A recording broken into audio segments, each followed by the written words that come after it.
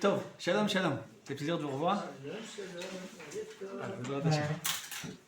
On va étudier Betsem, on va continuer. C'est comme une continuité de ce qu'on avait vu pour Hanouka, mais c'est pas lié. C'est-à-dire que même ceux qui n'étaient pas avec nous pour Hanouka, on peut me suivre maintenant. C'est étudier cette vision de Daniel qui a été reprise beaucoup. On voit dans les chrétiens, etc., ils sont beaucoup préoccupés de cette vision qui a beaucoup de quoi nous apprendre, même pour la période dans laquelle on vit aujourd'hui, à l'époque d'aujourd'hui. Et on va voir. Ce qu'on va voir, c'est une vision comme ça qui est fantastique, et on voit comment les sages d'Israël ont expliqué ça. Donc on dit soit c'est la pensée juive, c'est plus large. Évidemment, il y a aussi du Maharal, c'est une petite faiblesse, on peut faire autrement. Et ça là. Attends, de quelle vision on parle? On parle de la vision des 4 grandes bêtes, qui est parallèle à une autre vision qui a aussi été expliquée par Daniel, au roi Nabucodonosor. Okay, peut-être on commence par cette feuille-là, avec la photo à côté, comme ça on voit de quoi il s'agit. Et on voit que le livre de Daniel, il faisait partie des nobles juifs qui ont été mis en exil dans la première vague d'exil, et qui était à la cour du roi Nabucodonosor, le roi qui était un grand roi, qui était comme ça sur une grande partie de l'humanité. Et on voit que Daniel, ses pensées, ses préoccupations, c'est ce qui concerne l'histoire en général. On voit qu'il a plusieurs, il en a au moins 3 névoides comme ça qui parlent de l'histoire, pas juste de l'histoire présente de son époque, mais de toutes les générations. Donc on voit, il est là, il est dans le palais du roi, il vit des grandes choses, il vit dans sa vie de tous les jours, il reçoit d'Akadosh Baruch Hu des grandes choses et sur tous les processus historiques que va connaître le monde après. Top, Daniel. Alors qu'est-ce qu'il nous dit Daniel? D'abord, Nabucodonosor, c'est connu, il avait un rêve, il avait demandé à ses sages de lui rappeler et le rêve et l'interprétation. Et tout le monde était coincé parce que on peut toujours jongler, c'est-à-dire si on peut, vous savez, parfois interpréter des rêves, on peut être imaginatif, on peut être créatif comme ça, mais lorsqu'on doit aussi inventer le rêve, c'est un peu inventer. Retrouver le rêve, c'est un peu plus compliqué. Et il demandait à Daniel, après Akadosh Baruch Hu, et Akadosh Baruch Hu lui a dévoilé. Juste, on lit un petit peu. Voilà, 31, c'est le chapitre 2 de Daniel. On est au train. Autant que tu regardais, voilà qu'une formidable statue se dressait devant toi. La statue était grande, d'un éclat extraordinaire, d'un aspect effrayant. C'est une statue d'homme, avec effrayant et extraordinaire. Cette statue avec la tête d'or, la poitrine et les bras d'argent, le ventre et les cuisses d'airain, de cuivre, les jambes de fer, et les pieds, une partie de fer, une partie d'argile. Tu l'as regardé quand une pierre se détachant, sans intervention d'aucune main, vint frapper les pieds qui étaient de fer et d'argile et les broya. Alors du même cul fut broyé le fer, l'argile, l'argent et l'or, ils devinrent comme une balle. C'est là. On explique ça, c'est-à-dire qu'on voit dans Daniel et on voit la prophétie, on a l'explication de la prophétie. Cette grande statue-là, c'est la grande histoire du monde. Les 4 grands empires qui vont dominer le monde. Et donc, la tête d'or, c'est toi, Nabucodonosor, donc le roi de Babylonie. Après toi, ça sera un empire inférieur au tien, puis un 3e qui sera d'Hérin, et puis il y en a un 4e empire, puissant comme le fer, puisque le fer broie et écrase tout. Le fer, on verra ça en fait souvent. Le fer, c'était le métal qui est dur, contrairement à d'autres métaux, et qu'on utilise pour les armes.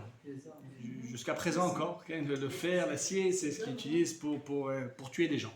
C'est pour ça que dans le Beth Amikdash, toutes les préparations du Beth Amikdash,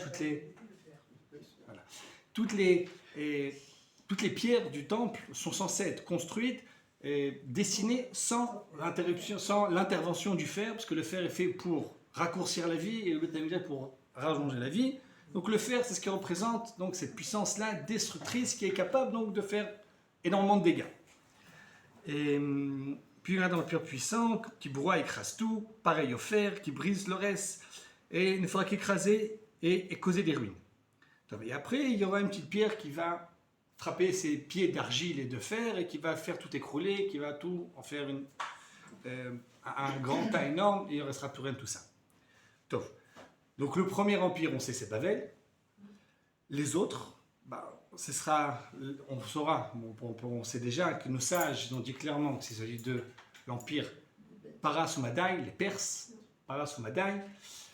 Paras ou Madaï, c'est Achashverosh, c'est toute l'histoire de Purim, vous allez besoin d'Hachem bientôt. Et après, donc c'est le troisième, on l'a vu la dernière fois, c'est la Grèce. Et puis, les derniers, ceux qui sont en fer, qui sont les plus bas, c'est Rome. Rome, le quatrième empire, c'est Rome. Ok. On voit ce qui est intéressant, c'est que lui, il voit ça comme une statue d'homme. Et il voit Rome le plus bas. Okay, il voit Rome comme le plus bas. Et il voit que c'est du fer. Mais voilà, d'après, il voit du fer et de l'argile. Donc il le voit comme fragile. C'est intéressant que lui, il voit ça comme fragile. Donc, quelques chapitres après, Daniel, lui, il a une autre vision. Il va voir, on va dire, c'est la même interprétation, mais il voit ça différemment. Et alors, il y aura plus de détails. De façon simple. Bon, je dis déjà il y a des différences, des petites différences entre ce que Daniel voit et ce que le roi Nabuchodonosor voit. Et c'est lié au fait que Daniel voit des choses beaucoup plus profondes. Okay. Juste, on va voir ça. Donc Daniel, encore une fois, dans la première année de Balthazar, donc on est changement de roi, on est après Nabuchodonosor, le roi Daniel a eu un songe et des visions se présentèrent à son esprit sur sa couche. Il manque un C. Immédiatement admis par écrit le songe, racontant la substance des choses. Daniel commence à dire: je regardais au cours de ma vision nocturne, et voilà que les 4 vents du ciel firent éruption sur la grande mer. Il y a du vent qui vient des 4 vents, des 4 coins, et sur la mer. Et 4 bêtes énormes surgirent du fond de la mer, différentes l'une de l'autre. La première était semblable à un lion, avait des ailes d'aigle, tandis qu'aujourd'hui les ailes lui furent arrachées. Elle fut soulevée de la terre, redressée sur ses pieds comme un homme. Elle reçut le corps d'un homme. Puis se fit une autre bête. Pour s'arrêter ici, la première bête, on sait que c'est Bavel, avec la splendeur du lion. Elle a eu un cœur d'homme. Un cœur d'homme, ça fait allusion au fait que Nabuchodonosor lui-même, il a prononcé des shvachim, des louanges d'Akadosh Baruch Hu que personne n'avait prononcé. Atoi kemar avivim, betimoy kemat akifim, malchute malchut alam, shutanim dar vedar. C'est une partie certains ont le minag de dire ça tous les matins, avant du Baruch Shamar. Et il y a eu quelque chose de particulier qui s'est passé avec Nabuchodonosor, bien qu'il ait été rachat, qui a fini rachat, il a eu quelque chose. Donc, c'est la splendeur du lion, il avait des ailes qui ont été arrachées. Puis ce fut une autre bête, une deuxième, semblable à un ours.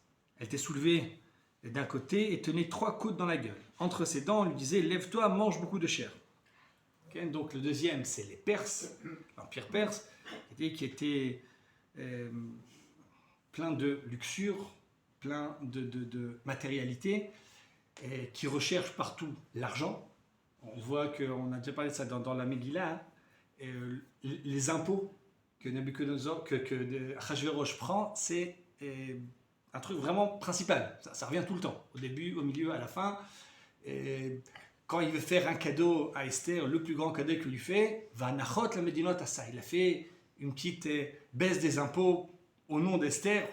C'était une fois qu'on a fini toute l'histoire de Purim, à la fin, et Achashverosh a remis un impôt sur les îles de la mer. Tout ce qui est tout autour des impôts. Et donc, ça, c'est particulier. C'est le rapport qu'ils avaient avec la nourriture. Il a fait un festin de combien de jours? 186 mois. 6 mois de festin. Vous vous rendez compte, nous, quand on a 2 jours de Yom Tov puis Shabbat, on ne tient plus. Au bout de 3 jours, on dit qu'est-ce qu'on va faire? On ne peut plus manger, on va jeûner. 180 jours. C'est pas un festin où il a invité la population? Si, c'est ça. Donc il n'est pas obligé de manger, il invite. Je suis invité là-bas. Voilà. Je connais le roi. C'est particulier. 6 mois de festin, il faut des forces. Pour ça. Alors nous, 3 jours déjà, on est fou. Et il mange beaucoup de chair.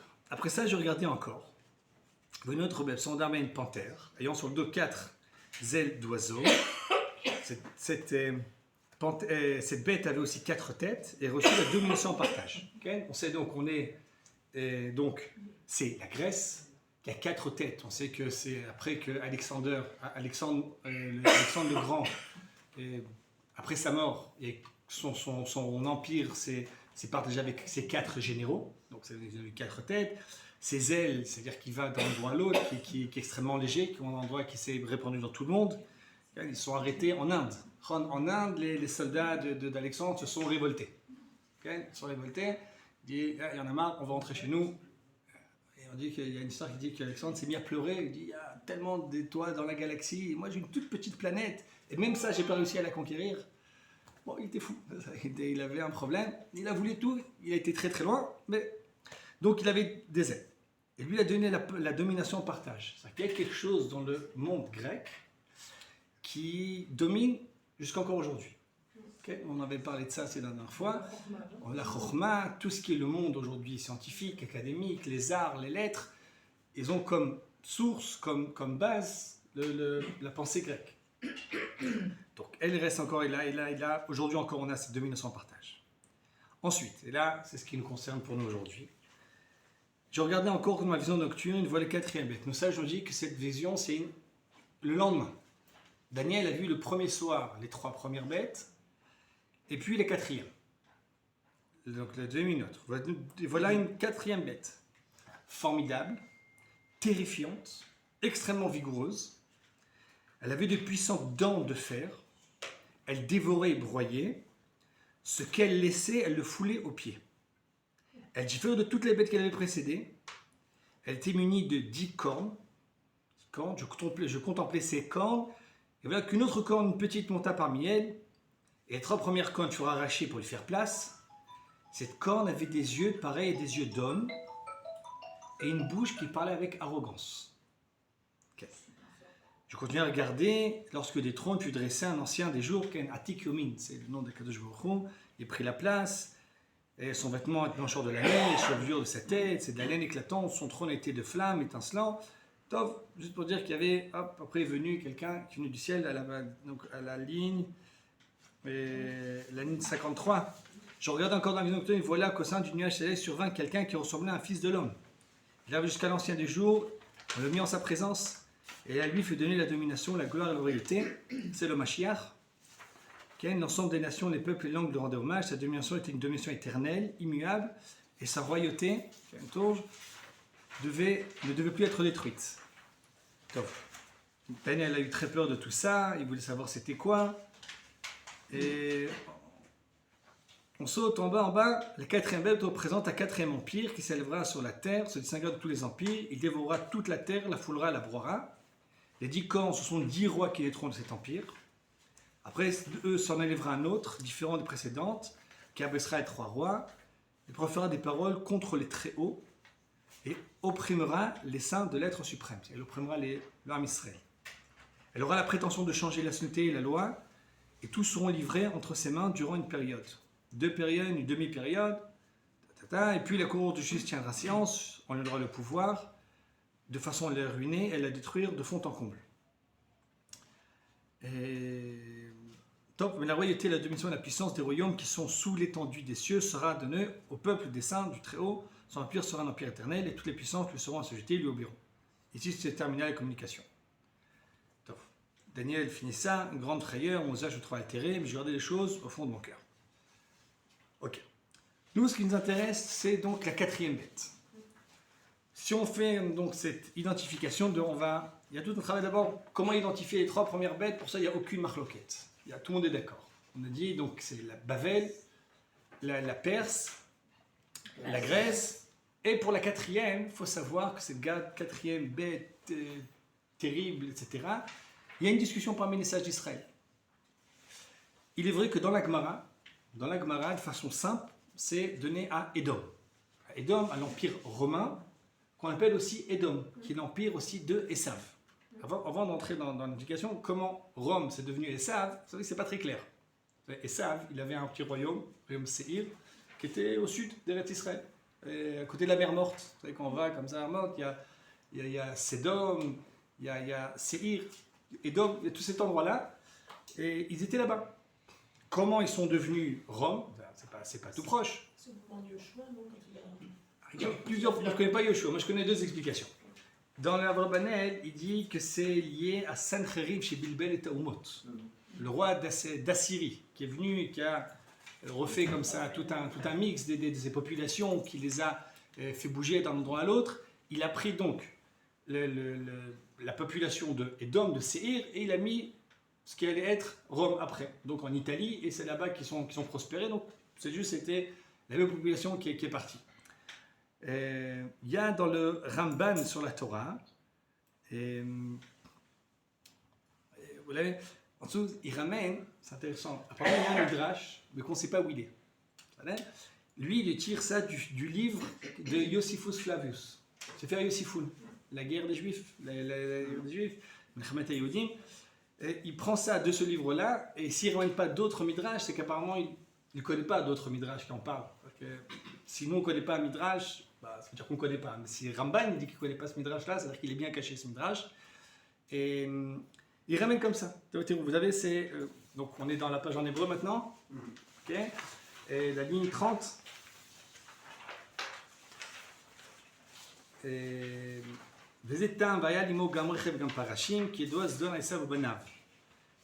nous parle de quoi? On est dans la paracha qui parle de l'enterrement de Yaakov Avinu, et qui sont partis d'Égypte pour aller l'enterrer à Hebron.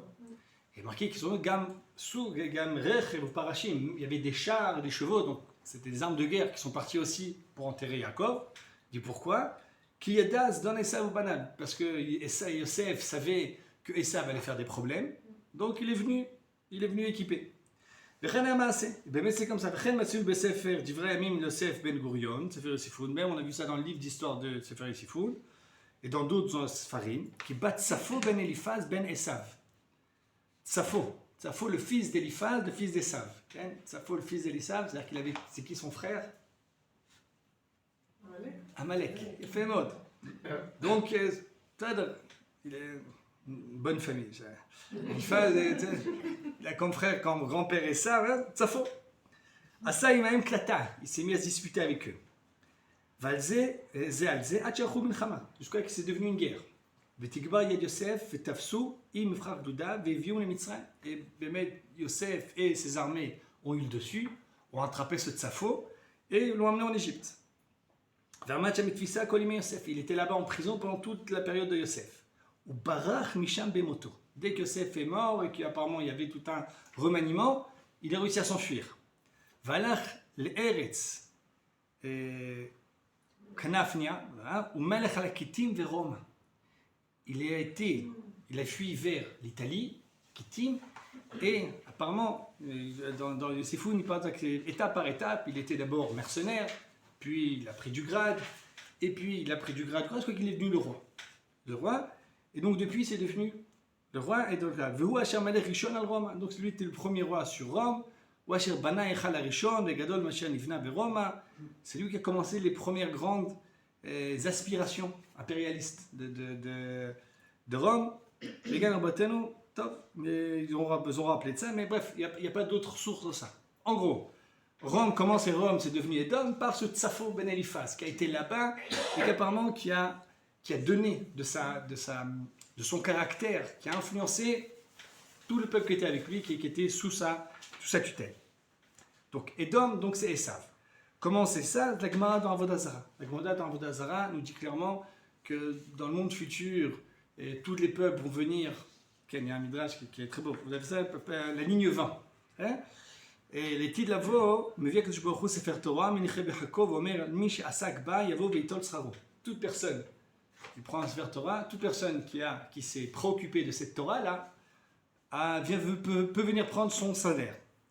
Miad mitkaptzim ubaim, ovde kochavim birvuvia, les goïms, les idolâtres viennent se mélanger tous ensemble pour essayer de prendre aussi une part au gâteau.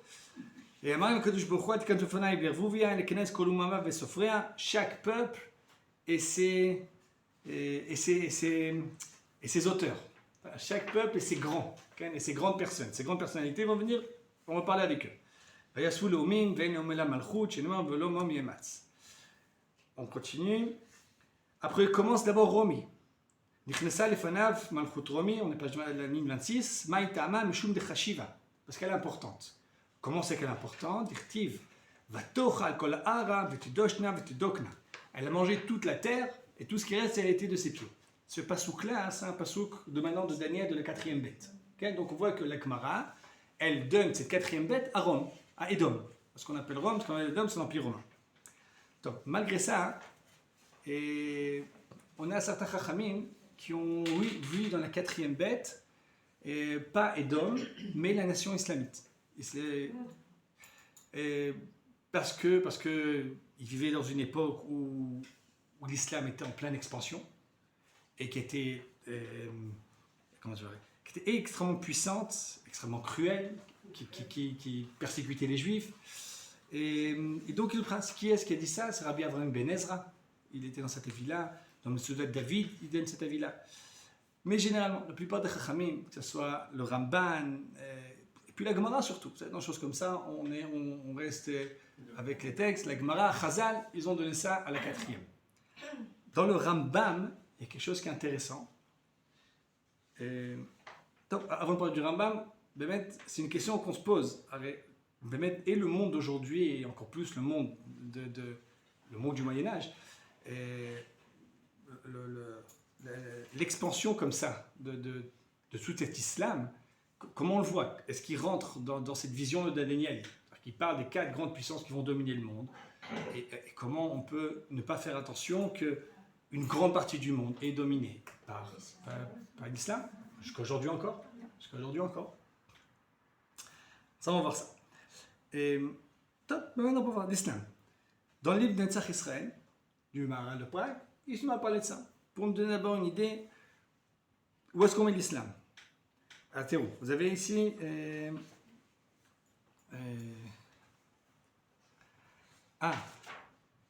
après on verra. L'islam nous dit Netzach Israël. On est à la ligne 54 de la page 1. Binan b'malchut Elohim yesh mepakpekim b'malchut Ishmael. Donc la hauteur d'Ishmael. Qui est omrim comme Revit ou malchut Ishmael. Il y en a qui disent que la quatrième bête c'est Ishmael. Qui uksha lahem. Qui est chaya gdola meod. Elle aussi c'est une grande bête. וראוי למלכות את כוח זה חיה רביעית? לא כן. ואם לא כן, מה עם מלכות זה? Et si c'est pas le cas, où est-ce qu'il rentre dans la vision de Daniel? ואנו וחכמים הם יודעים את צפון התורה וסוד המלכויות כולם, nos sages qui connaissent les secrets de la Torah et le secret de ces royautés-là, הם בירו כי אינם מלכות רביעית. וזה ידוע בבירור הגמור מחמת כמה דברי חוכמה, c'est évident pour plusieurs raisons. Donc, il dit comme ça. Ishmael, il n'est pas dans le décompte. Pourquoi?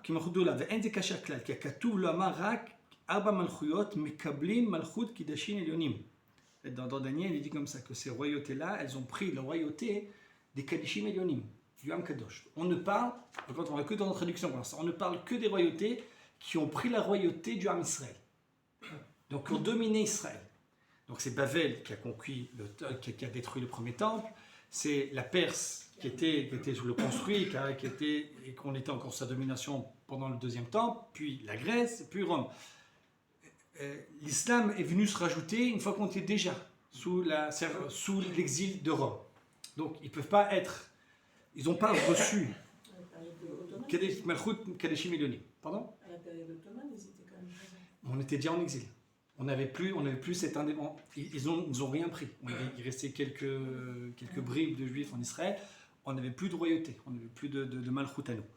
Donc, la galoute était là. Ils sont venus se rajouter après la galoute. Et puis, il y avait une autre explication qu'il lui donne. Il dit tout simplement, elle fait partie du Parasoumadai. L'empire d'Ishmaël, c'est la même que la Perse. Tout simplement. Et donc, il ne faut pas se casser la tête.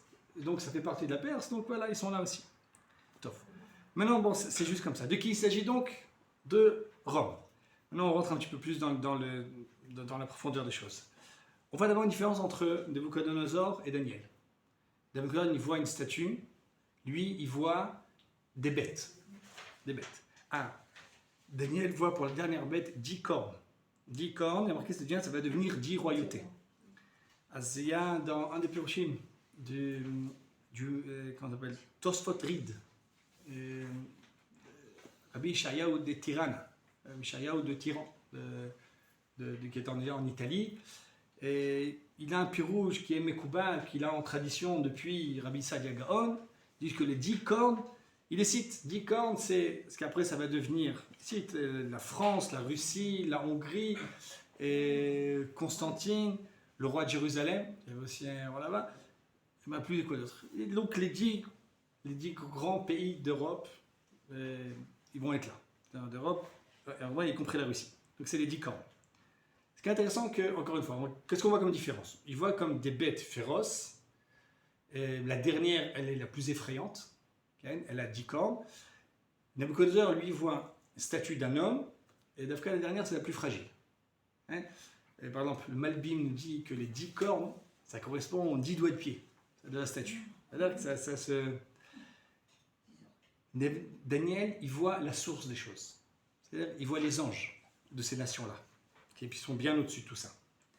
Et les cornes, c'est toujours comme ça. Plus c'est haut, plus ça va être bas après.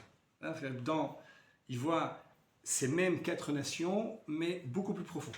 Donc eux, ils les voient comme des bêtes, pas comme des êtres humains. Comme même Nebuchadnezzar, il ne les voit pas comme des hommes, il les voit comme quelque chose qui ressemble à des êtres humains. Et on va nous dire le Maharal de Prague, on avait parlé de ça la dernière fois, que chacune de ces royautés-là, elle a comme point central, comme force, une des forces de l'homme, qu'elle va mettre en avant et que grâce à elle va régner. Bavel va régner grâce à sa force tout simplement de volonté, à sa recherche d'importance, sa recherche de kavod. Pour ça, elle est d'or, c'est comme un lion. Un lion, il n'est pas obligé de faire beaucoup la chasse, il suffit juste qu'il rugisse, tout le monde a peur. Il a cette crinière comme ça. Il y a les femelles qui font pour lui le travail. C'est le roi, il recherche l'importance. On voit que pendant Nabuchodonosor, il a détruit le Beth Amikdash parce qu'il sentait qu'on ne l'écoutait pas. Parce qu'il voyait qu'on ne l'écoutait pas. Il sentait que tant qu'il y a le Beth Amikdash, on voit comme ça, il se chauffait comme ça pour se rebeller. On voit que c'est comme ça, clairement. Il y avait des faux prophètes qui disaient au roi, t'inquiète pas, on est le Beth Amikdash avec nous, on est invincible, tu peux te rebeller, il n'y aura aucun problème. Il a vu que le Beth Amikdash était ce qui les poussait sans à se rebeller, c'est la raison pour laquelle il les a détruits. Il recherchait cette importance-là, et c'est, encore une fois, c'est par ça qu'il a dominé le monde. C'est cette force-là qu'il avait plus que les autres, qui l'a poussé à dominer le monde. Apparemment, c'était une société comme ça où c'était le point central. Plus on est fort, plus on sait ce qu'on veut, plus on sait s'affirmer, plus on réussit. La Perse, elle, ce qu'elle a recherché, c'était, comme on a dit avant, c'était tout simplement le plaisir matériel. C'est le plaisir corporel pour le plaisir corporel et l'argent donc qui permet tout ça. Et le capital qui permet d'avoir tout ça. Et donc c'est un ours grassouillé qui mange de la viande et qui mange et qui mange et qui mange. On a parlé de ça. Le Maharal dit que lorsque Haman propose de l'argent au roi Achashverosh, il dit je te donne à s'arrêter à la film qui carcasse, c'est 10 000. Je ne sais pas comment on appelle ça. Des kikars, bref, des tonnes d'or pour acheter ce peuple-là. On voit qu'Achashverosh, ce qu'il dit, c'est Akesef Natun Lecha. Cet argent, je te le donne. Il aurait dû dire, cet argent, je ne le prends pas. Parce que c'est honteux pour un roi de vendre ses sujets. Il aurait dû dire, je ne prends pas. Marais dit qu'il est incapable de résister à la tentation de prendre. Il prend, mais il redonne. Mais il est obligé de prendre d'abord. Il est obligé de prendre, il ne peut pas s'empêcher. Dès qu'on lui propose de l'argent, il prend. D'abord, il prend, c'est là, il a fait. C'est pas, hop, ça se fait pas, donc il redonne. Donc lui, le tour d'argent, et apparemment, c'était un royaume, c'était une société où c'était le centre de tout. Les plaisirs. On voit que c'est un roi dont les mœurs sont bizarres. Le Gemara nous dit qu'ils sont plus métrokamim. C'était fin. C'est-à-dire que quoi, c'est moins fin. Ils appliquaient une certaine intelligence pour pouvoir faire durer le plaisir. C'est-à-dire qu'ils ne faisaient pas ça comme des animaux, parce qu'après il y a le corps qui va lâcher si on se met à boire et manger tout le temps. Donc ils faisaient ça avec un certain discernement, mais le but était de rallonger le plaisir. Okay, il y a toutes sortes de choses. On voit qu'il n'était que la nuit avec ses femmes, pas le jour. Il y avait toutes sortes. La Gemara nous parle des toilettes perses qui sont plus propres même que les toilettes qu'on a aujourd'hui. Et il savait comment masquer, et comment masquer le côté éphémère, tout le côté complètement nul qu'il peut y avoir dans le plaisir corporel. Donc il savait comment faire jouer la chose. Tof. Et puis donc on a dit la Grèce, ils avaient comme centre la chokhma. Le Maral, on avait déjà dit ça, on répète ça encore. Le Maral nous dit que ces 4 malchouyot-là, elles sont inhérentes au manque qui existe dans la création. Dès que le monde a été créé, ces 4 grandes royautés-là ont été mises en place. Leurs sources sont déjà là. Leurs sources sont déjà là. C'est comme le premier pasouk, on va se rappeler, Varet aita tohu vavo vechosher appelé Tehom, tohu c'est Bavel, vohu c'est la Perse, chosher l'obscurité c'est les Grecs, Tehom l'abîme c'est la Rome, c'est la quatrième bête. Donc c'est un manque qui existe, qui est là, et on pourra dire comme ça que dès que le monde a été créé, donc c'est éloigné de la substance divine, c'est éloigné de la Kadosh Baruch Hu. Toute existence, toute création, c'est ça, c'est être à l'extérieur du Créateur. Il y a un mouvement de retour qui se met en place, et un moment de recherche, ce qu'on a vu, et qu'on recherche Dieu, enfin, on essaye, on ne va pas dire ça, il ne recherche pas Dieu, enfin, il donne une alternative au royaume divin, chacun par autre chose. Un va donner l'alternative par la volonté, l'autre va donner l'alternative, va essayer de trouver une alternative par les plaisirs corporels, c'est la Perse, et même ça, au bout d'un moment, ça perd de sa chose. On va aller à l'autre extrême, la Grèce va chercher ça dans l'intelligence, dans la sagesse, dans la science, dans les lettres, dans les arts. Et Édom, le Maran dit que Édom, lui, il va faire tout à la fois. L'Empire grec, il a tout à la fois. Il a cette force de volonté, de dominer, pour être important, pour être au-dessus des autres, être président de. Vous savez, aujourd'hui, quand quelqu'un va faire de la politique, il y a toujours de bonnes raisons et de moins bonnes raisons. Généralement, le yetzer qui pousse quelqu'un à faire de la politique, c'est ce yetzer-là d'être important. C'est pas l'argent. Très souvent, des gens de politique, ils quittent des postes beaucoup mieux rémunérés, 10 fois plus rémunérés que ce qu'ils vont être quand ils vont être en tant que président, député ou autre. On cherche autre chose, on cherche le pouvoir pour le pouvoir. Encore aujourd'hui, c'est ça qui marche bien pour dominer. On veut être président pour être président, même si il n'y a pas tellement d'influence à ça. Pour choisir. Donc, et on a ça dans le monde romain. Il y aura ce côté aussi de recherche des plaisirs corporels. Et il y aura aussi cette recherche d'intelligence. Cette recherche de chokhma et de sagesse.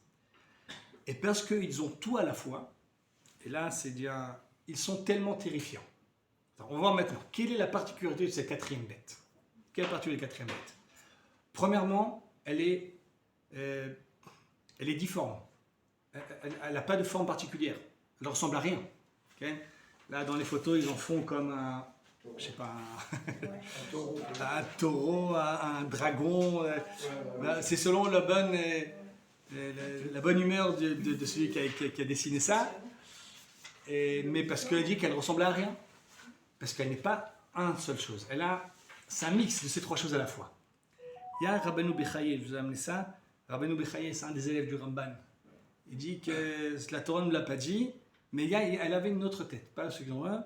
Il dit ça, il dit c'est le Ikarsema Hazir Miyar. C'était plutôt un sanglier. Plutôt un cochon. Parce que ça ressemble plus à Edom, le cochon. Ça ressemble plus à Edom.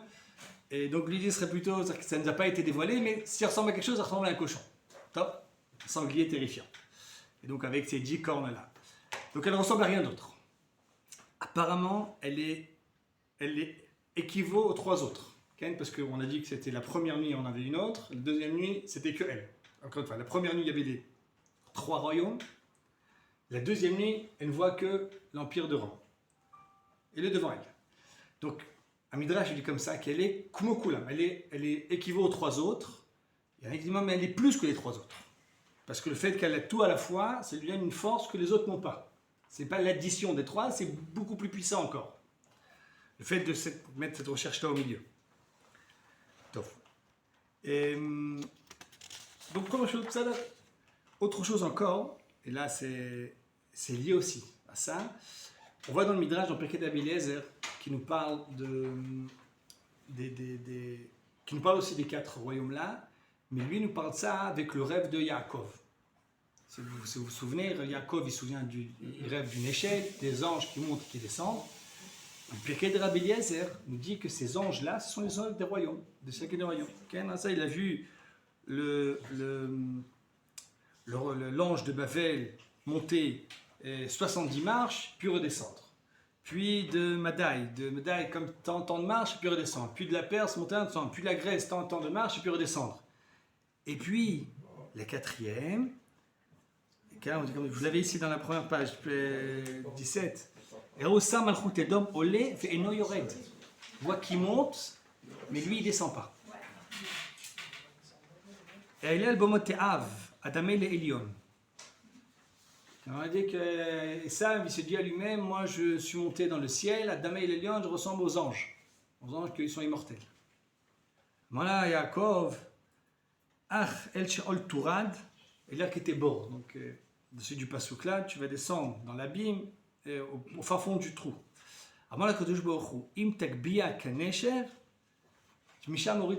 Si tu mettras ton nid comme un aigle, apparemment qui est plus tout le monde et qu'il est intouchable, moi-même je te ferai descendre de là-bas.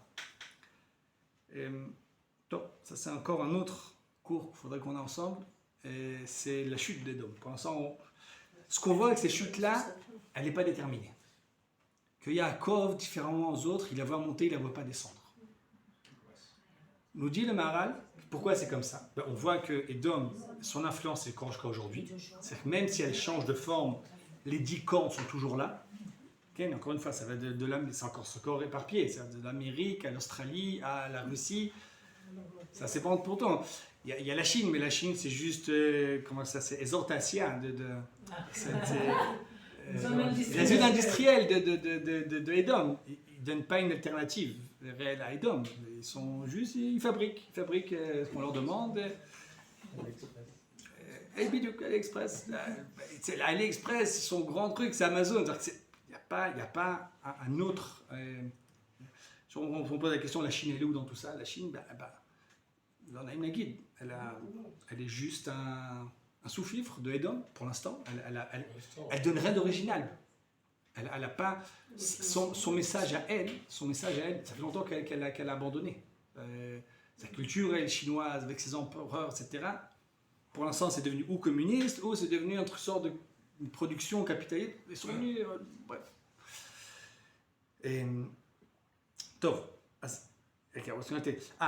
Donc elle a une longévité qui ressemble à aucune autre. Et pourquoi c'est comme ça? Le Maharal nous dit, par cette particularité qu'il y a chez Édom, qui apparemment, il y a tout. Ce qui lui donne sa force, c'est tout à la fois. Ce qui fait que pour Édom, il n'y a rien de ce monde-ci qui peut la faire tomber. Les autres empires, ils étaient par définition partiels. Ils avaient une force de l'homme. Et donc, les autres forces, toujours, demandent eux-mêmes réclament leur dû à eux, et donc, ça ne marchera pas.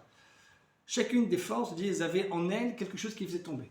Cette 4e bête, elle vit déjà pendant presque 2000 ans, et 1500 ans, et apparemment, elle peut vivre encore très longtemps. Elle aura toujours en elle, Mitzad Olamazé, par ce monde-ci, un système qui fait que elle sera toujours suréquilibrée. Même s'il y a un côté qui va être un peu faible, comme ça, c'est comme ça. Donc, Daniel, il la voit comme cette bête-là qui est terrifiante, intouchable, on ne sait pas. Ce qui est intéressant, c'est que Tafka, Nabucodonosor, lui, la voit avec des pieds d'argile. C'est-à-dire qu'il voit avec des pieds d'argile. On retient ça, côté des pieds d'argile. Nous, on la voit, elle n'a pas de fin. Elle sait toujours s'équilibrer. C'est-à-dire que si on cherchera à faire tomber cette royauté-là, il va nous dire, le Maharal va nous dire comme ça à la fin, il ne faudra pas chercher ça dans des raisons de Olamazé. Ce ne sera pas qu'il y aura une autre puissance qui va être plus forte, avec plus d'armes, avec une meilleure économie. Il y aura toujours quelque chose pour équilibrer. Ça va? Top. Donc, elle est difforme, on ne sait pas sa fin, on ne sait pas quand elle va se terminer, on est encore jusqu'à présent maintenant. Donc, maintenant, on va parler de ses dents. Elle a deux choses particulières. Elle a des dents en fer Et elle a une corne comme ça, qui a des yeux d'homme et une bouche qui dit de grandes choses. On commence par la corne. Manienne, cette corne-là, tout le monde a dit, et on voit que c'est très bien, que ça parle de quoi? Une corne qui parle de grandes choses, qui est arrogante. Okay? On reviendra. Qui est arrogante. Elle proférera des paroles contre le Très-Haut, primera les saints des lettres, les saints de lettres suprêmes. Aura la prétention de changer les solennités de la loi. Tous les Mefarshim sont d'accord pour dire qu'il s'agit, enfin on ne sait pas de laquelle.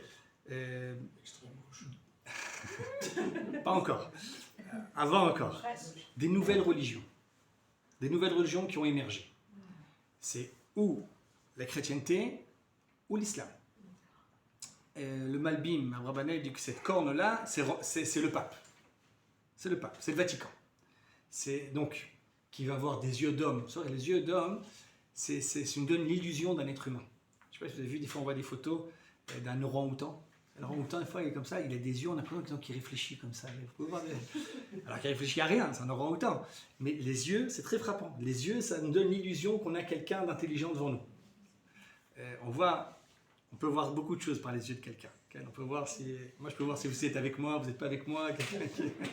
Si c'est intéressant ce que je raconte, si c'est pas intéressant, si on comprend ce que je dis, on comprend pas ce que je dis. Ça, on peut voir. Avec les yeux, ça nous dit exactement ce qui se passe. Donc, les yeux, parfois, nous donnent l'illusion, en tout cas, l'impression qu'on a quelqu'un d'intelligent devant nous. Donc, on a une autre corne encore une force comme ça qui est là pour nous faire du mal, mais qui a des yeux d'être humain qui semble qu'elle a quelque chose à dire de haut, d'élevé. Qui a cette illusion-là qu'elle a quelque chose à nous dire. Donc on va dire que c'est la chrétienté. Alors, on sait que la chrétienté, elle a cette prétention de remplacer Israël. Elle a cette prétention-là de changer des mitzvot, de donner une meilleure explication de l'histoire du Tanakh que nous. Et bref. On connaît, il y a une église à Strasbourg avec une statue, avec une femme avec les yeux bandés, avec un bâton qui est cassé. Et Vérus Israël, la vraie Israël, c'est eux. Donc eux, ils prétendent être le vrai Israël. C'est la bouche qui parle avec arrogance. Chutzpah. Eux, par exemple, pour eux, c'est sûr que l'homme qui est venu, qui a fait chambouler tout ça, c'est Otoïch, c'est l'acrobate. Alors qu'il n'a pas tellement changé les choses. C'est-à-dire qu'il ne nous a pas changé, c'est la même chose. Bon. Le Rambam, et là c'est intéressant le Rambam. Rambam, il a écrit ça dans Geret Teman. Vous avez à la page 2 de la première page. Et vous voyez, à la ligne 14. Lui dit c'est quoi? וידוע כי כן הדתות הן מקדמות לדתנו לדברים שאין להם פנימיות אלא ספורים, סיפורים ודמיונים שהתוכן להם מתדמה לכבוד עצמו ולאמור עליו שכפלוני ופלוני והתברר עבורתנו נגד החכמים ונעשה דבר צחוק וליצנות כמו שצריכים לפעלות הקוף שדמה מעשיו למעשה אדם. Donc, il dit que les nouvelles religions elles sont mises à raconter des histoires comme les nôtres et c'est devenu de la rigolade comme un singe qui essaie de singer les êtres humains. Après il continue. Ukvar odiu oborel aidé Daniel. Et Akadosh Baruch Hu avait déjà prévenu Daniel, donc c'était avant. Daniel c'est quand? C'est de à peu près 6e siècle, avant l'ère de l'acrobate. Et donc on est 600 ans après, l'islam c'est encore 700 ans plus tard, donc on est bien avant, donc il a dit avant déjà.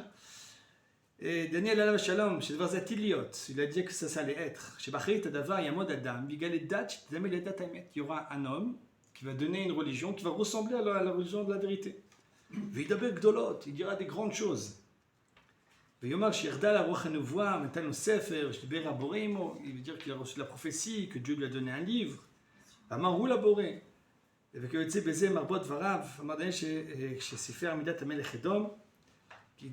Quand ce sera pendant la royauté de Édom, il va y avoir cette personne qui va venir.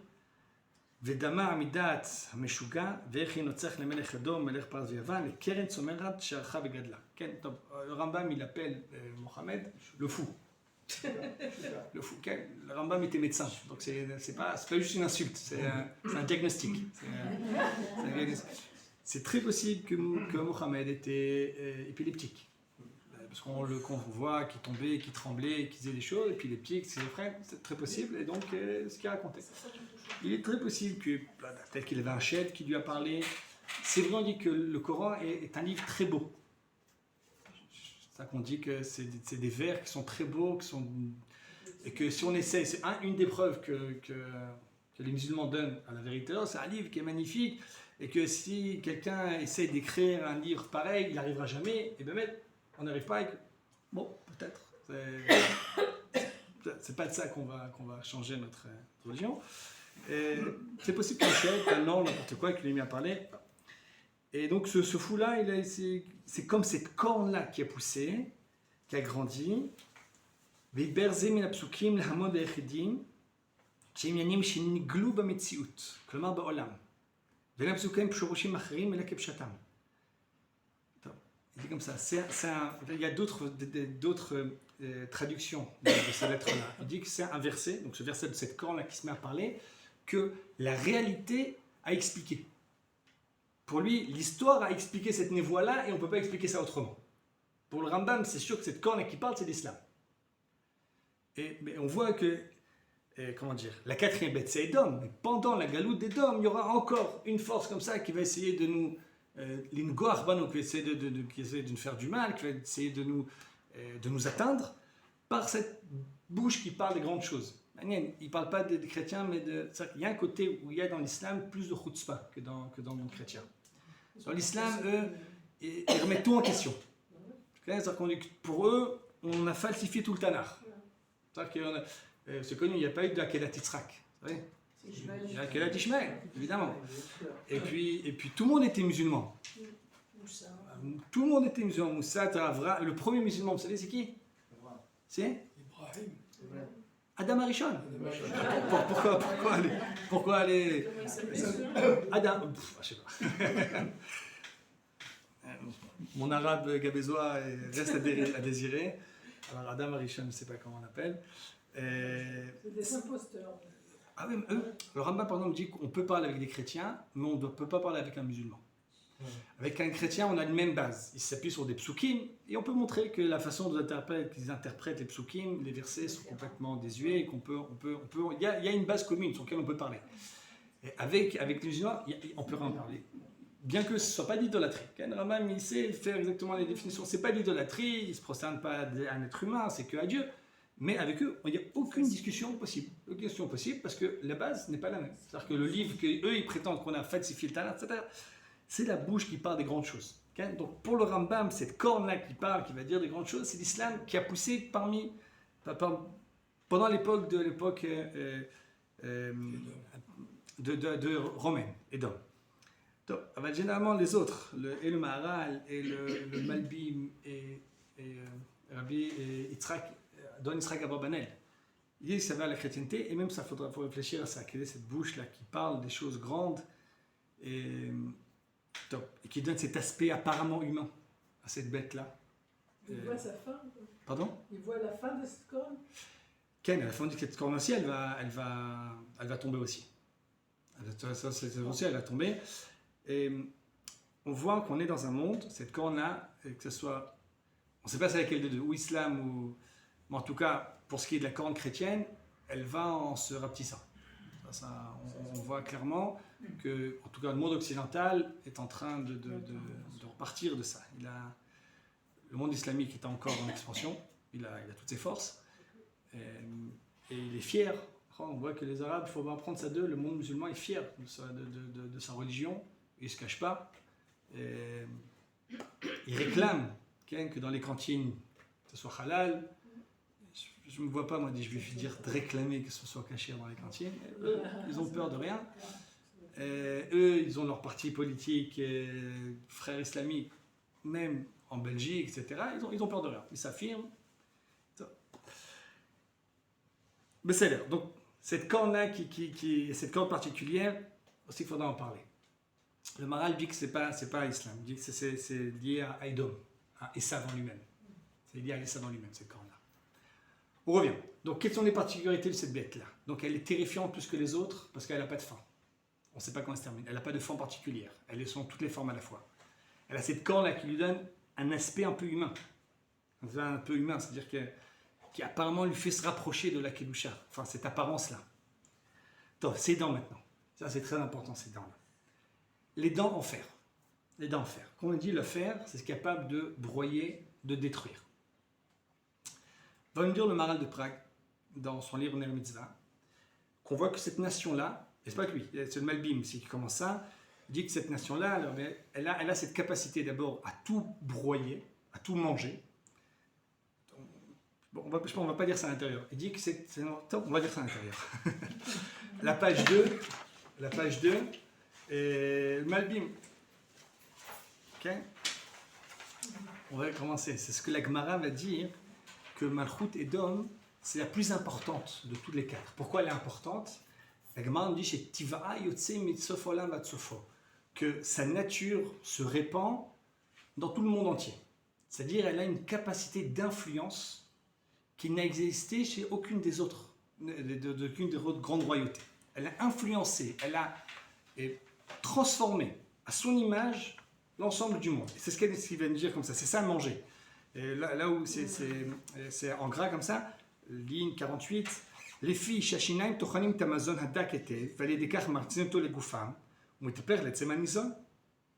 ממשיל בו את מה שהיה מנהג ממשלת רומי, להפך את הממלכות הנכבשות תחתיה שיהיו גוף אחד עם מלכות רומי.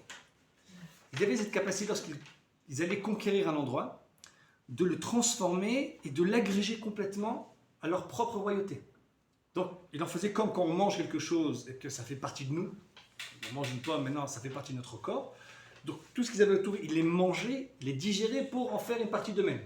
Donc, ça, ils ont cette influence-là. Ils ont complètement modifié, sculpté le monde entier. On voit la France. Toutes les populations qui sont venues en France, ils sont devenus français. Exactement. Les Italiens, et les Portugais, et les Espagnols, etc. Sauf les Arabes. Mais maintenant, Sauf les c'est- Arabes. La Gemara dit plus que ça. Elle dit que tout ce qui est né par là-bas, ou bien qui veut habiter là-bas de l'extérieur, reçoit un cadeau du roi. C'est-à-dire que l'influence de cette malchoute-là, ou bien tu nais dedans, et après où que tu ailles, tu resteras l'occidental, que ce soit en Chine ou autre, tu resteras avec cette identité-là, ou bien tu viens de l'extérieur et tu t'intègres et t'assimiles à cette force-là. Eux, ils avaient ça déjà à leur époque. C'est comme ça qu'ils sortaient. Et les autres qui étaient loin, c'est quoi, il y a marqué, elle nous dit comme ça, la vision nous dit comme ça, que cette bête-là broyait tout de ses dents, et ce qu'elle laissait, elle le foulait de ses pieds. Et les autres, okay, ceux qui étaient trop loin, on ne pouvait pas les intégrer comme il faut, et c'est la ligne 52, 51, בממלכות הרחוקות שלא הכניסו אותם תוך מלכותם היו נפרדות, היו שולחים לשם שרי צבאות, היו רומסים אותם, משחיתים אותם. On envoie les légions pour les exterminer, pour les écraser, et c'est tout. Et, donc lui, il dit ça comme ça. Donc on voit que Rome vraiment a modifié tous les endroits où Rome est venu. Ça a changé complètement la structure de ces pays-là. Bon, ok. Le Maral, lui, va dire ça autre chose. Les dents, encore une fois, c'est de la destruction. C'est la force, on dit c'est la force qui détruit. Il y a dans Édom, il y a dans cette royauté-là, une pulsion énorme à la destruction. Une pulsion énorme à la destruction pour la destruction. C'est le chaos pour le chaos, le néant pour le néant. On sait que dans la psychologie freudienne, il y a ça. Il y a, on recherche des pulsions, on recherche la libido, de certaines énergies vitales, mais il y a aussi une pulsion qui a pour but la destruction pour la destruction. Le mal pour le mal. Et Dom, elle a ça au centre de sa psychologie collective. Là, on ne parle pas d'individu, on parle de collectivité. Elle a ce yetzer-là de destruction. C'est ça, c'est dents. Les dents, c'est...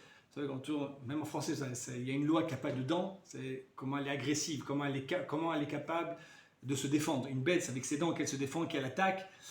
Et les dents de fer, c'est cette envie, cette pulsion-là de tout détruire. Pourquoi cette pulsion-là? Dans le Maral, il y a deux explications. Deux niveaux. Et c'est fou comment c'est... Vous allez voir ça. Première explication, c'est lié à l'orgueil. La gava. L'orgueil dans le sens, puisqu'il représente tout, okay, il ressent lui qu'il a toutes les forces de l'homme, il ressent que c'est lui l'homme, et que donc toute personne qui s'oppose à lui s'oppose à ce qui est l'essence même de l'être, de la création, le plus important de tout. Vous savez, on dit que Esav, c'est la psolette, c'est le déchet de Yitzhak. Okay, psolette chez la dîme.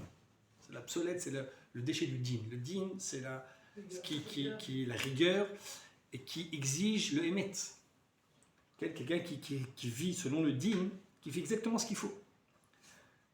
La psolette de ça, c'est-à-dire que le déchet de ça, c'est lorsqu'on se sent comme étant ce qu'on appelle, en hébreu, on parle amitat amtsiut, la vérité même de l'existence. C'est-à-dire que quelqu'un qui s'oppose à moi en tant que Esav, il s'oppose à l'existence. Il y avait un penseur allemand qui disait « Je suis le vent. Ceux qui me crachent dessus, ils crachent contre le vent. » Il se crache sur lui-même. Il était un peu comme ça, un but de lui-même. Il était fou surtout. C'est Nietzsche, il était un peu timbré. Et tout le monde lui crachait dessus. Donc il se disait, quand il était vivant, après il a été adulé, mais quand il est vivant, tout le monde lui crachait dessus. Il dit, qui me crache dessus, crache contre le vent, faites attention. Il se considérait comme la vérité absolue. Si tu te moques de moi, tu te moques de toi-même. Alors vous savez, il y a parfois des immeubles, il y a un pilier comme ça qui tient qui a un support pour l'immeuble. Il est censé être avec un matériau beaucoup plus résistant et puissant que tous les autres murs. Si quelqu'un se met à vouloir donner un coup dedans, il va se casser la main. Même s'il va tuer sa perceuse, il va casser sa perceuse. Il se considérait comme l'être absolu. Si quelqu'un s'oppose à moi, comment on dit en hébreu, damo berocho, la conséquence est... Tu es sûr que tu veux t'opposer à moi? Tu veux t'opposer à moi, tu n'as aucune chance de vivre. Il n'y a aucune raison que tu veux. La Russie. Exactement. On voit aujourd'hui, ça passe par la Russie. Exactement la Russie. Il dit comme ça, j'ai une puissance. Bon, eux, on voit qu'aujourd'hui, ça devient de plus en plus... Nous, on parle de choses cachées. Là, la Russie, ça devient galouille. Ça devient complètement ouvert. Ils ont une force pour détruire la planète. Et lui, si on me casse les pieds, je détruis la planète. On n'a jamais eu ça. C'est-à-dire qu'à tel point, dougri, comme on dit en hébreu, ils sont francs. Ils ne passent pas par quatre chemins. Ils sont francs. Okay, si on leur casse les pieds, ils explosent toute la planète. Ok. Ça, c'est Edom. C'est l'essence même de Edom. Dieu Esel, Acharbe Khatiré, tu verras sur ton épée. Okay, c'était les duels. On est loin de tout ça, mais encore, je crois, 200 ans, il y avait des duels. Plein de jeunes mouraient pour une mauvaise réflexion qui était faite l'un sur l'autre. On dit qu'un mauvais mot sur sa femme, sur sa copine, sur sa fiancée, sur sa maman, sur son papa. Des gens mouraient pour un mot. En Israël? Non. Ah. En Europe. En Europe, les duels. Les duels. Les duels. Bien sûr. Il y a comment ça s'appelle Schopenhauer, il parle de ça, c'est cette folie là, des étudiants qui meurent pour rien, pour combien de jeunes meurent pour l'honneur, pour le kavod, pour la vanité. Pour la vanité, ils meurent pour la vanité. Al-Kharbe Khatiré, tu verras de ton épée. L'épée, vivre de son épée, c'est vivre de son orgueil. Donc il y a dans la Malchoute de Edom cet orgueil absolu, mais qui est poussé à vraiment un sommet, un paroxysme, qui fait que maintenant quelqu'un s'oppose à eux, il n'a plus le droit de vivre. Les États-Unis, c'est un peu pareil aussi. Ah oui, que ce soit clair. Pour moi, Edom, c'est de l'États-Unis à la Russie. Le fait qu'ils se détruisent entre eux, qu'ils fracassent entre eux, ça n'en fait pas moins Rome. Tout c'est Rome. Les États-Unis, enfin, même si sont les gentils, quand même, c'est gentils. Caché, mais c'est pas... Je sais pas, parce que c'est les seuls qui ont vraiment utilisé la bombe atomique. Hein. Il n'y a personne d'autre qui a osé encore. Eux, ils l'ont fait. Vous avez... Encore, je sais pas, je ne crois pas, ils avaient raison. Par exemple, les seuls qui ont osé le faire, c'est eux. Eux qui ont osé le faire, c'est eux. On voit qu'ils n'ont pas peur. Ils ont cet orgueil-là. Ils n'ont pas cette crainte-là de détruire le monde. Vous savez, on dit qu'il y avait un juif, je ne me rappelle plus de son nom. Quand l'Amérique faisait des essais sur une bombe qui était une bombe encore plus que la bombe atomique, à plusieurs étapes. Il y a la bombe H, hydrogène. Vous êtes chimiste, vous m'avez dit. Non. Il y a plusieurs... Et il y avait une crainte, il y avait un chachash, que ça risque d'entraîner une... comment dire, une chaîne, une réaction en chaîne, et qui va faire en sorte que tout va devenir comme une énorme boule de feu, et que toute la planète de feu va brûler. Et ils avaient un doute comme ça. Ils ont fait des calculs pour savoir, ils ont réuni plusieurs scientifiques pour savoir est-ce que oui ou non, s'ils essaient sur cette bombe-là, il y a un risque d'arriver à ça ou pas. Ils sont à la conclusion que non. Il y avait parmi eux un scientifique qui était juif, qui a dit au départ, je ne voulais pas participer à ça. Je me suis dit, s'il y a une question comme ça, si on va faire une action qui a comme possibilité de détruire toute la planète, de quel droit on peut nous-mêmes se mettre à parler de ça? Et si on se trompe, on dit, oh, c'est trop tard. On peut, avec quel front on a, quelle effronterie on a, quelle chutzpah on a de juger d'un tel problème. C'est un problème. Est-ce que la planète va être détruite ou non? S'il y a le moindre doute, on n'a même pas le droit de commencer à parler de ça. Après, d'un autre côté, si je ne serais pas là, moi, je suis expert, donc je veux participer à ça pour qu'il y ait le moins de dégâts possible. Mais il était outré, et il avait raison, qu'on puisse parler de ça, qu'on puisse juger de ça. Et puis à la fin, leur conclusion, c'est que ah ben non, c'est bon, c'est Besséder, il n'y a pas de risque. Alors ils l'ont fait. Donc première chose, c'est l'orgueil. L'orgueil absolu, et pour eux, même détruire, pas détruire, on compte sur nous. Si on sait que ça va aller, ça va aller. Le Maharal nous donne une autre explication, qui est encore plus profonde dans la psychologie des choses. On dit que cet empire-là, bien qu'il soit très long, lui c'est le seul. Peut-être à l'occasion, on verra une autre fois dans la névoie de Ovadia. C'est le seul qui n'a pas de suite. Il n'a pas de suite. Les autres peuples, la Perse, etc., et même une fois qu'ils ont arrêté, qu'ils ont cessé de dominer, il reste quelque chose de leur culture qui va être absorbé dans l'autre, dans la prochaine puissance, etc. Et tout va revivre encore dans Rome. Rome, quand elle va se terminer, tout va se terminer. L'empire des nations va se terminer absolu. Ces Malchuyot là, donc, eux, ils vivent la fin. Ils ressentent en eux l'approche du néant. Ils vivent ce néant. Ils savent que tout va s'arrêter. Ils sentent que pour eux, tout va s'arrêter. C'est d'Afka. Nabucodonosor, il voit l'argile qu'il y a dans cet empire-là. Nous, on est Daniel, il voit la chose terrifiante, ce qui va pour nous être extrêmement douloureux. Mais à part ça, on sait que l'empire romain a été abject de cruauté envers nous. Il nous tuait pour nous tuer. Okay? Vous regardez avec le livre de M. Galula, il nous cherchait dans les maisons pour voir la façon si on acceptait ou non leurs décrets pour nous persécuter. Personne n'a fait ce qu'ils ont fait. On voit dans toutes les générations. Ils nous ont... et pour eux, le but c'était tuer pour tuer. Okay? Il dit, même la destruction du Beth Amikdash, pour eux, c'était pour le plaisir de détruire. C'est-à-dire que le temple était déjà sur leurs bottes, on n'avait aucune chance. C'est pas comme avec Nabucodonosor, il y avait un roi qui était en train de se rebeller. Israël était dans une guerre civile pendant le deuxième temple. On n'avait aucune chance, on n'avait rien de truc. Il y avait la destruction d'une djima, c'était gratuit, c'est pour le plaisir de détruire. Eux, ils vivent le néant.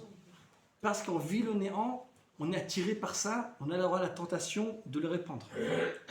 On sait que, par exemple, si on rentre dans la psychologie des tueurs en série, c'est des gens qui vivent avec un vide, et pour eux, ils le remplissent en faisant en sorte que ce vide-là, ce néant-là, se multiplie, s'agrandisse. Ils sont, encore une fois, obsédés par la destruction en tant que telle. Le détruire pour détruire. Encore une fois, c'est Kien Kshurim Le'eder. Ils vivent le néant. Ils vivent le néant et pour eux, ils veulent faire en sorte que le néant se répande. Moi, je pense qu'il y a une nouvelle explication. Ils mangent tout, donc ils sont prêts à se détruire, ils prennent à tout détruire. La Gemara nous dit que si toute leur force, la Gemara dit que tous les jours, ils se battent entre eux. Edom, il est en lui-même complètement disloqué. On voit ça, la Russie, l'Amérique, sans arrêt. Parce que s'ils étaient ensemble, s'ils étaient unis, ils détruiraient le monde. Ils détruiraient le monde complètement. Toute leur force, comme ça, Altafex Maman, c'est toute la pensée qu'ils ont en eux, que David Melech est pris que ça ne sorte pas. Parce que si ça sort, ils explosent tout le monde. Donc, on a vu ça dans les grandes guerres mondiales. Comment ces forces-là étaient prêtes à tout détruire pour tout détruire. Pendant la Première Guerre mondiale, c'était encore plus flagrant que dans la Deuxième. Vous savez, la Première Guerre mondiale, un des grands problèmes, c'était de leur comprendre le sens. Mais pourquoi? Pourquoi ils sont tellement entretués? Pourquoi ils sont tellement entretués? Et il y a tellement de raisons qu'on sait qu'il n'y a aucune raison qui est bonne. Il n'y a aucune raison qui est plausible. Le mettre après le sentiment des gens qui étaient là-bas, c'était, ils avaient horreur d'eux-mêmes. Pourquoi on a fait ça? C'était pourquoi? Et ça a permis après à Hitler de monter. Il y avait une telle peur de la guerre, une telle horreur de la guerre, qu'après Hitler il faisait tout ce qu'il voulait, et tout le monde disait s'il dit que c'est Besséder, s'il dit qu'après il ne fera plus rien d'autre, on peut le croire. Et comme ça, étape par étape, le monstre Hitler a grandi et ils n'ont pas bougé. Ils n'ont pas bougé. C'était par ces guerres-là, nous dit, il y a de temps en temps où la nature de la bête, pouf, elle explose. On enlève la cage et ça explose. Ça explose de tous les côtés. Ça explose de tous les côtés, encore une fois, pour rien. Et avec des niveaux de cruauté qu'on ne connaissait pas. C'est dans les guerres, les combats, c'était avec des lance-flammes. Lance-flammes. On tue quelqu'un, on le brûle devant soi. Bref, cette capacité. Et après la Deuxième Guerre mondiale, il y a un côté de la Deuxième Guerre mondiale, il y a des atrocités, mais il y a un côté, il y avait plus de sens. Parce qu'il y avait, il y avait un monstre qu'il fallait calmer, qu'il fallait essayer de faire neutraliser. Donc il y avait un sens au combat. Dans la Première Guerre mondiale, il n'y avait pas de sens. Et c'était beaucoup plus traumatisant. Lui, le Rav Kook, par exemple, dit que la Première Guerre mondiale, ça nous montre. Et Sav, il fait son travail. De temps en temps, il a besoin de se défouler. Khaled Satamim, il faut qu'un peu, on doit avoir du sport de temps en temps. Il a besoin de temps en temps de lâcher un petit peu de pression. Hop, donc il fait une petite guerre, quelques millions de morts. C'est... Attends. Il me semble que dans une génération, on vit un nouvel aspect de cette quatrième bête. On dit frapper, ce qu'elle reste, elle foule des pieds. J'ai vu nulle part cette explication-là. Je pense que c'est Emet. C'est quoi que vous faites dans la Gemara, dans Baba Kama, on parle des Abba Avot Nezikim. Une bête, elle a plusieurs façons de causer un dommage. Il y a un dommage qui est lié à ses cornes, lorsqu'elle a envie de frapper quelqu'un. Il y a un dommage qui est créé lorsqu'elle mange, parce qu'elle a besoin, elle a envie de quelque chose, elle mange, on ne pose pas de question. Puis il y a un autre dommage qui s'appelle Regel. Regel, c'est quoi? C'est en marchant. Elle ne fait pas attention. Elle ne fait pas attention à ce qui se passe. Il y a des ustensiles par terre, il y a ceci, il y a cela. Elle marche et elle écrase tout en marchant. Cette bête-là, elle mange tout et ce qui reste, c'est le fou de ses pieds. Il me semble que là, on a un nouvel aspect de la quatrième bête, qui est il y a plusieurs façons de détruire le monde. Il s'avère. On peut détruire le monde par des guerres, des bombes atomiques, des lance-flammes, etc.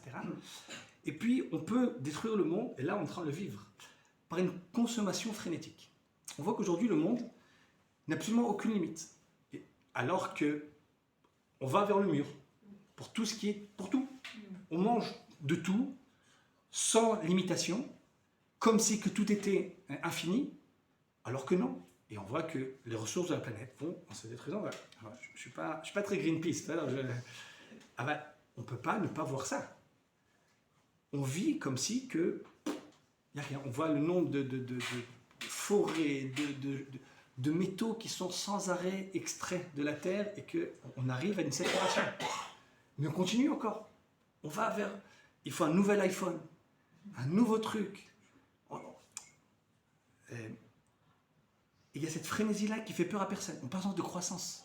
Il faut quoi la croissance? Vendre plus. Pour nous, une société comme Apple qui vend chaque année des millions et des milliards de nouveaux téléphones qui ne servent à rien, qui n'a aucune différence entre l'ancien et le nouveau, on voit ça comme une réussite. On voit ça comme, waouh, je dirais comme ça fait pousser l'économie, comme... Alors que c'est fou. On essaie, il y a certains toujours personnes qui tirent des alarmes, etc. Mais on sait que ça fait bouger personne. Ça fait vraiment bouger personne. On parle de choses, on propose des plasters, on propose des petits pansements comme ça. On voit ça, cette bête-là qui a cette pulsion de destruction et qui prend plaisir à détruire.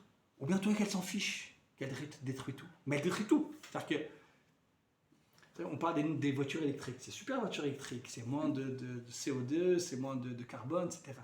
Mais voiture électrique, c'est énormément de métaux qui sont précieux et qu'il n'y en a pas. Du cuivre. On dit qu'une voiture électrique, c'est 40 kg de cuivre.